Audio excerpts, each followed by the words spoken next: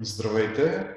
Днес сме отново в град Пловдив на поредния монтаж на Ajax 25, който приключи току-що, и в краткото видео ще ви покажа какво притежава машината. Това е стола в цял размер с горно окачване, 5 рамена работни, ръкохватка вода-въздух, 3 турбинни шлауха. На последното рамо е поставено ултразвук със светлина. Сега може да видим начина на работа на огъване на рамената, без абсолютно никакво натоварване в ръцете на оператора. Лесни за използване. Това е контролният тъчпад на стола.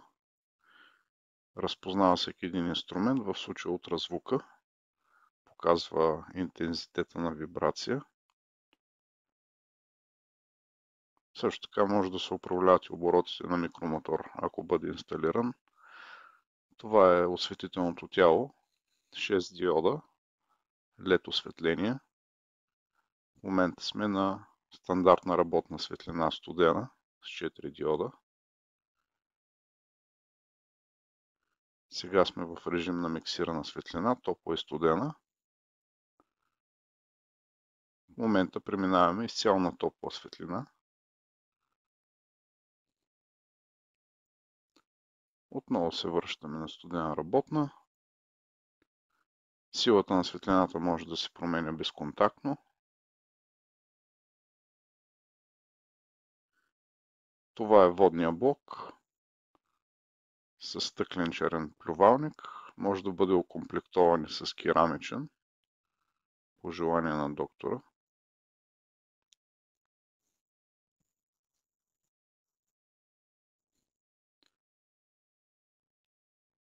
Лесен за движение.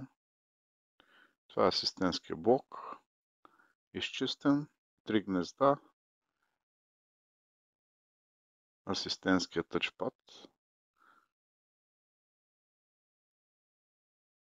Силната аспирация и слюносмукателя.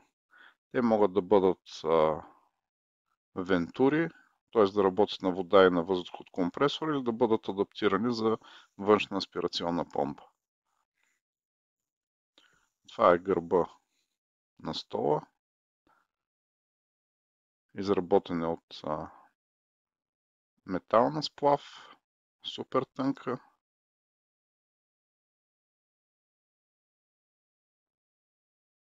Моторите са с плавен старт и стоп.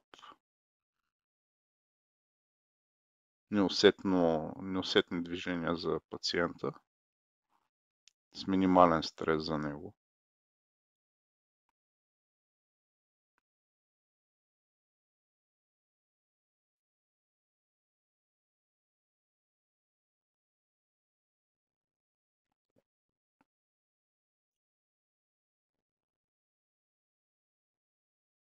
Това е силиконов подглавник, който може да бъде автоклавиран.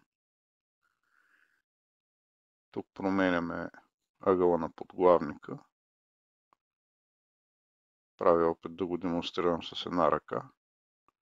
Малко е трудно, но все пак е възможно.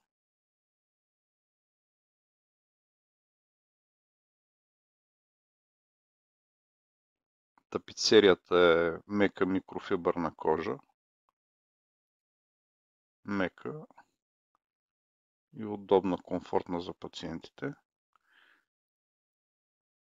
Ето тук стола фронтално. С много изчистен дизайн. Ето ме и мен отсреща.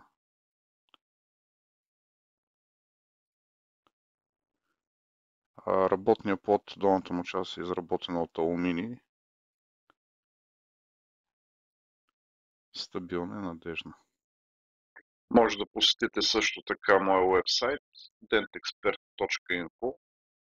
В него ще откриете множество статии, даващи насоки за оптимално и правилно използване на стоматологичното оборудване, както и съвети за неговата модернизация.